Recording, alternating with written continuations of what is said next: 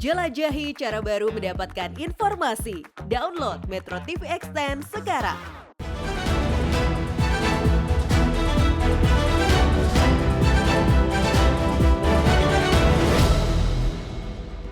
Pemirsa, koalisi berita besar partai pendukung Prabowo seolah menjawab isu cawe-cawe Presiden Joko Widodo dalam Pilpres 2024. Koalisi yang terdiri dari Partai Gerindra, PKB, Golkar, dan PAN sekaligus mempertegas positioning Joko Widodo yang mendukung Prabowo Subianto. Tentu saja terlihat tidak elok jika seorang presiden turut serta cawe-cawe dalam Pilpres. Seorang Joko Widodo seharusnya netral dan turut serta memastikan pemilu berjalan dengan sukses. Inilah yang akan kami sajikan dalam editorial malam hari ini, orkestrasi koalisi versi Jokowi, bersama saya Zilvia Iskandar.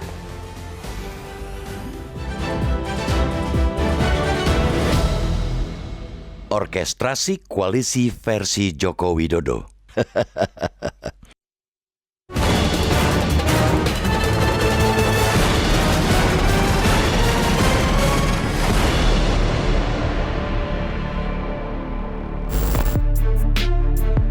Isu cawe-cawe Presiden Joko Widodo dalam proses pemilihan presiden tampaknya telah menunjukkan wujudnya dengan terbentuknya koalisi besar partai politik pengusung pemerintah.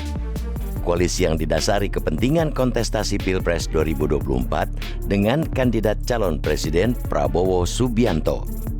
Koalisi terdiri dari gabungan Partai Gerindra, Partai Kebangkitan Bangsa, Partai Golkar, dan Partai Amanat Nasional sangat kental dengan nuansa orkestrasi dari Presiden Joko Widodo. Tidak hanya publik, sejumlah pakar politik pun sangat yakin bahwa koalisi ini wujud dari impian Joko Widodo. Dengan bergabungnya PAN dan Golkar, maka koalisi pendukung Prabowo ini mempunyai kekuatan suara cukup besar jika dilihat dari persentase masing-masing perolehan kursi parpol dalam pemilu 2019. Koalisi tersebut menguasai 46% kursi parlemen. Persentase itu sudah melampaui ambang batas pencalonan presiden atau presidential threshold 20% kursi di parlemen seperti ditetapkan dalam pasal 222 Undang-Undang Nomor 7 Tahun 2017 tentang Pemilihan Umum.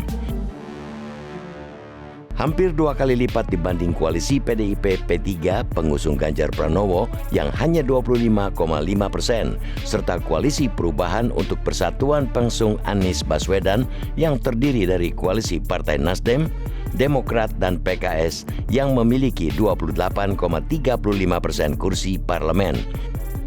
Jejak koalisi besar Prabowo memang sulit dilepaskan dari inisiatif Joko Widodo. Deklarasi 4 parpol itu mengindikasikan mesin politik di lingkaran istana sedang dijalankan sekaligus mempertegas positioning Joko Widodo yang mendukung Prabowo. Embrio koalisi besar terbentuk sejak April 2023 lalu saat pertemuan antara Presiden Joko Widodo bersama 5 ketua umum parpol yakni Prabowo, Zulkifli Hasan, PLT Ketum Partai Persatuan Pembangunan P3 Mardiono, Ketum Golkar Airlangga Hartarto, dan Ketum PKB Muhaimin Iskandar. Di titik inilah sulit untuk tidak mengaitkan meleburnya Golkar PAN tanpa hadirnya political endorsement istana. Bantahan lingkaran istana termasuk dari Joko Widodo sendiri jelas tidak mencerminkan kemungkinan manuver-manuver di belakang layar. Di atas panggung, jelas tidak mungkin bagi Joko Widodo secara vulgar mengarahkan kemana arah Capres-Cawapres 2024. Terlebih, jika pasangan itu berbeda dengan arahan PDIP sebagai partai yang menaungi Joko Widodo. Inilah yang menguatkan hadirnya kemungkinan orkestrasi Joko Widodo dilakukan di belakang panggung. Apalagi pengakuan Wakil Ketua Dewan Pembina Partai Gerindra yang juga adik Prabowo, Hashim Joyo Hadikusumo, bahwa dukungan Golkar atas seizin Joko Widodo. Joko Widodo semestinya tidak ikut campur dalam membangun sebuah koalisi. Pencalonan Capres-Cawapres mutlak merupakan otoritas partai politik. Joko Widodo mestinya paham kedaulatan parpol menentukan capres-cawapres dijamin oleh konstitusi, yakni pada pasal 6A ayat 2 Undang-Undang Dasar 1945 diatur ketentuan bahwa calon presiden dan calon wakil presiden diusulkan oleh parpol atau gabungan parpol. Joko Widodo seharusnya cukup bertindak memastikan bahwa pemilu 2024 berjalan dengan lancar, aman, fair, serta jujur dan adil. Setelah 2 periode, sudah saatnya bagi Joko Widodo meninggalkan panggung politik secara bermartabat. Cawe-cawe dalam pencapresan jelas tidak elok di mata rakyat, apalagi bertindak lebih jauh untuk mengatur siapa yang harus menang pada Pilpres 2024. Jangan hanya karena programnya yang belum tercapai diteruskan pemerintahan mendatang. Konstitusi diterabas.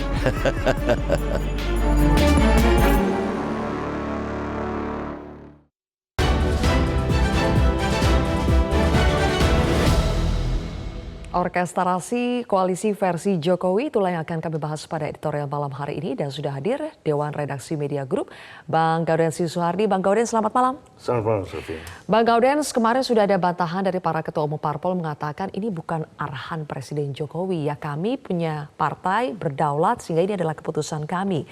Dan di sisi lain Presiden Jokowinya juga membantah bahwa ini bukan karena arahannya sehingga terbentuk koalisi besar ini. Tapi kenapa editorial melihat ini adalah orkestrasinya Presiden Jokowi?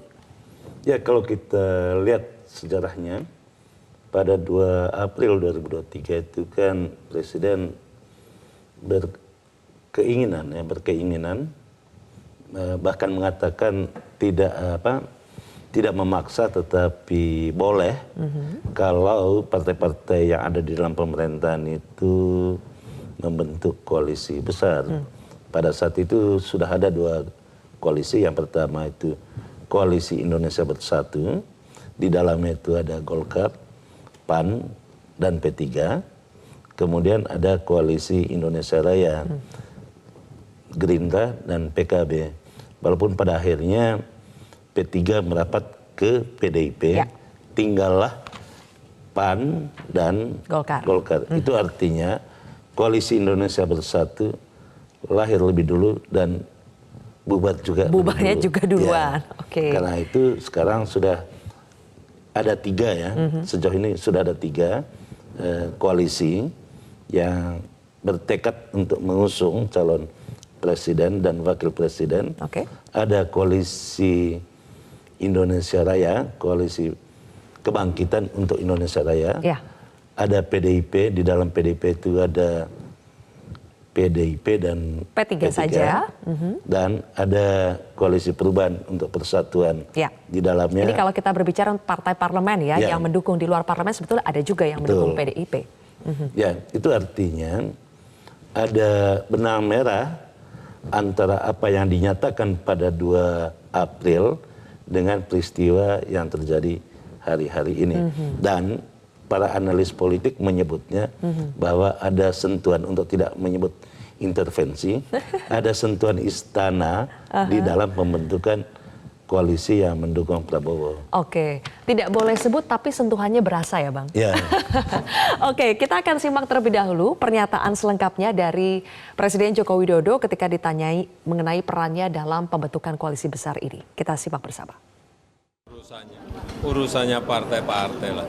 Itu urusannya Golkar, urusannya PAN, urusannya Gerindra, urusannya PKB, urusan partai-partai. Enggak, itu urusan mereka, urusan koalisi, urusan kerjasama, itu urusan partai. Saya bukan ketua partai, saya presiden. Disebutkan berulang-ulang bahwa itu adalah urusan ketua partai, saya bukan ketua partai, saya presiden. Apakah ini tidak cukup membuat kita percaya tidak ada sentuhan tangan Presiden Jokowi di situ? Ya, mestinya sih kita harus percaya ya. Akan tetapi apa yang dinyatakan di panggung depan dan panggung belakang itu kan bisa berbeda ya. Tidak selamanya apa yang diucapkan itu sama apa yang dilakukan.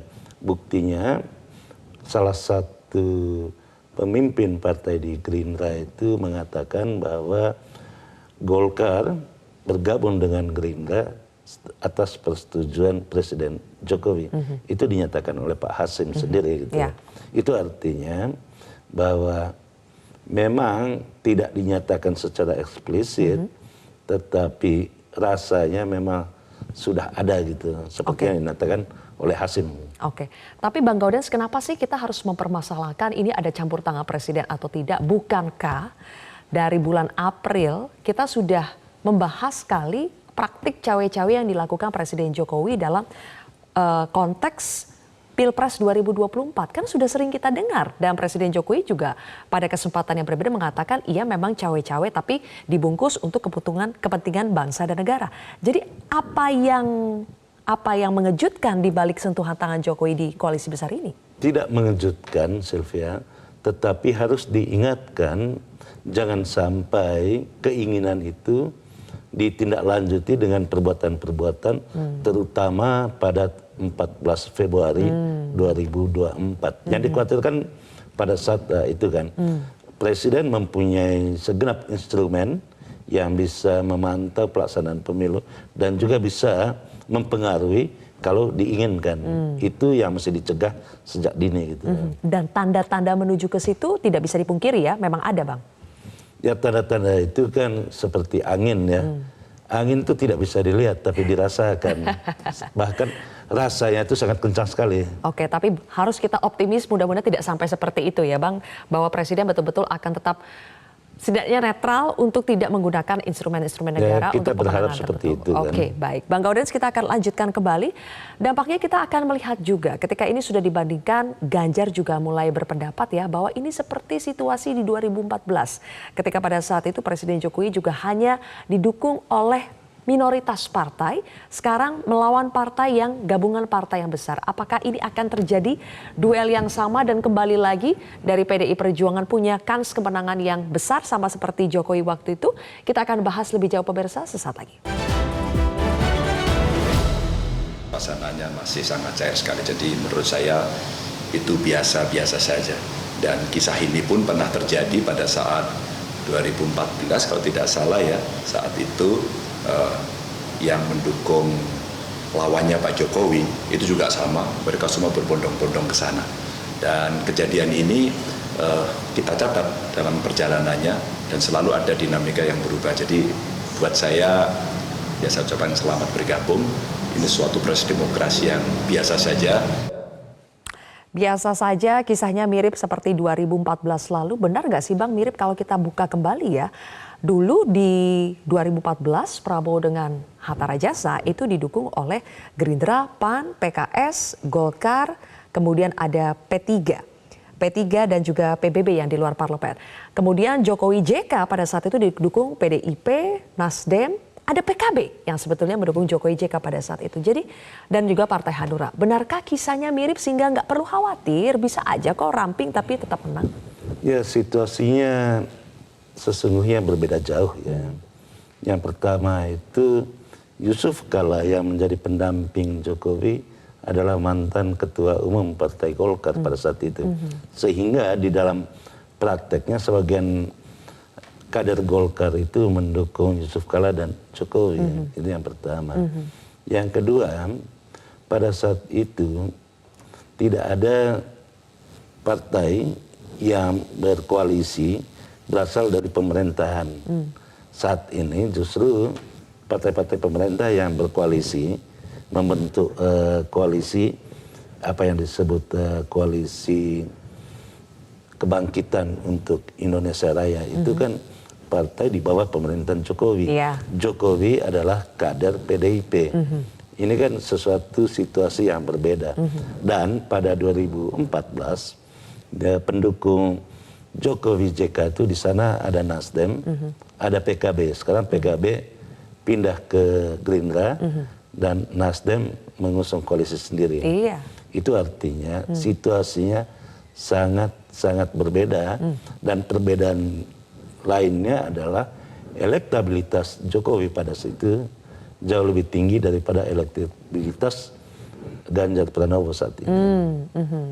Jadi kalau dibilang Ganjar melihat itu sebagai sebuah dinamika yang biasa, dan kalau kita lihat peluang kemenangan nanti Ganjar ketika hanya diusung oleh PDI Perjuangan dengan P3, boleh jadi seperti apa nih Bang? Ya, PDIP dan P3 itu kan kalau melihat kursi di parlemen saat ini itu sekitar 25,5% ya. 25,5, itu berarti sangat rendah. Sementara koalisi perubahan itu 28,35%. Ya. Sementara koalisi kebangkitan untuk Indonesia Raya itu hampir 46%. Ya. Walaupun di dalam pilpres itu, pemilihan presiden itu tidak ditentukan semata-mata oleh jumlah koalisi, tetapi figur. Kita lihat saat ini figur Prabowo, kalau dibandingkan dengan Ganjar, elektabilitasnya sejauh yang ditangkap di dalam survei-survei itu kan, elektabilitas Prabowo itu semakin kuat setelah dipersepsikan bahwa yang didukung oleh Jokowi itu adalah Prabowo. Iya. Tapi Bang, kalau katakanlah memang Prabowo ini didukung oleh mayoritas partai, jumlah kursinya besar, tapi tidakkah itu membuat Prabowo semakin sulit untuk menentukan siapa cawapresnya? Ya, koalisi saat ini kan walaupun ditandatangan di atas piagam kemarin ya, tetapi kan belum sampai kepada KPU. Tunggulah sampai November. Artinya? Artinya bisa saja berubah. Bisa saja ada yang cabut, bisa saja ada yang masuk lagi. Ya, di dalam politik itu kan tidak ada musuh abadi ya. Semuanya kawan gitu. Nah, karena tidak ada kawan dan musuh, itu artinya segala sesuatu itu cair sampai ada kesepakatan di atas materai untuk mendaftarkan calon tersebut ke KPU. Masih ada 2 bulan untuk berpusing-pusing ria, karena kalau kita lihat di komposisi koalisi Kebangkitan Indonesia Raya, itu PAN mengajukan Erick Thohir, kemudian PKB mengajukan Gus Imin, Erlangga juga sebetulnya suaranya di konstituennya ingin Erlangga juga sebagai cawapres. Ya, betul sekali Jelvia. Kalau kita lihat di awal itu kan hanya ada Gerindra dan PKB.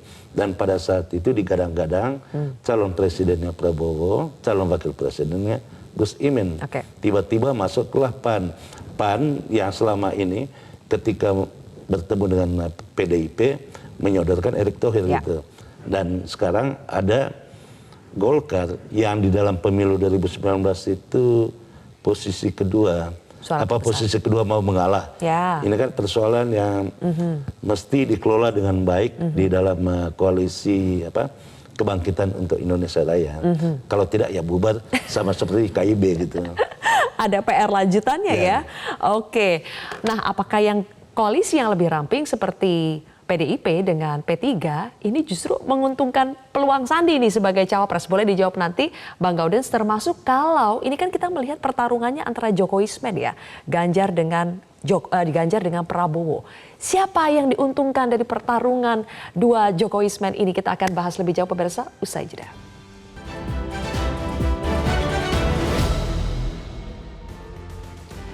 Seperti biasa, pemirsa, editorial malam melakukan polling kepada para netizen di Twitter dengan pertanyaan kali ini dukungan Golkar dan PAN ke Prabowo. Apakah karena sinyal dukungan Jokowi ke Prabowo? Dan 70% netizen yakin bahwa iya, ada pengaruh karena Jokowi mendukung Prabowo, sementara 30% menyatakan tidak.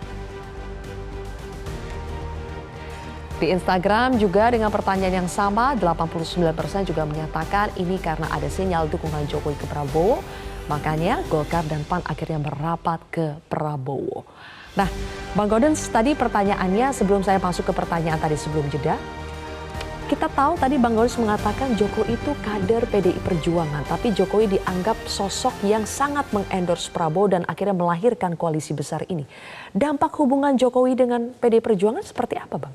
Ya, Jokowi itu kan bisa menempatkan diri di mana saja ya. Tentu tidak akan ada dampak yang terlalu besar. Cuman di dalam pertarungan di 2024 nanti itu kan kalau kubu Ganjar dan Prabowo itu mereka memancing di kolam yang sama atau ceruk pasarnya sama gitu ya.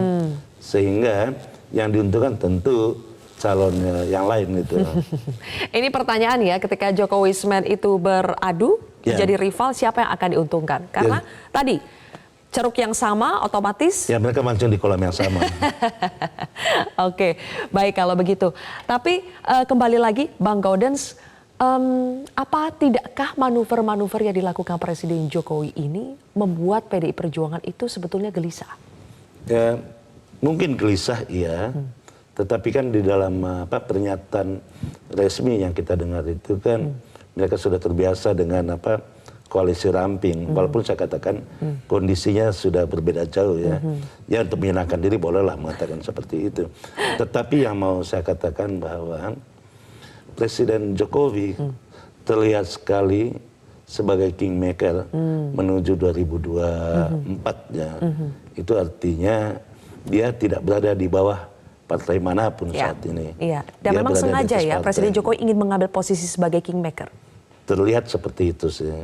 Apakah sengaja atau tidak, tetapi fakta memperlihatkan bahwa apa yang diinginkan Jokowi pada 2 April 2022 agar partai-partai yang ada di dalam pemerintahan itu membentuk koalisi besar, saat 4 bulan kemudian terwujud gitu ya. Itu artinya memang dia seorang kingmaker. Gitu. Baik.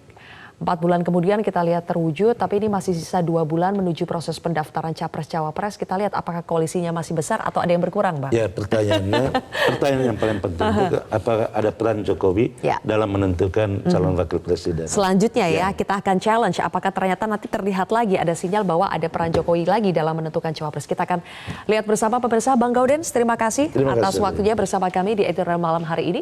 Pemirsa, demikianlah Editorial Malam. Saya Zilvia Iskandar pamit undur diri. Sampai jumpa, tetaplah di Metro TV.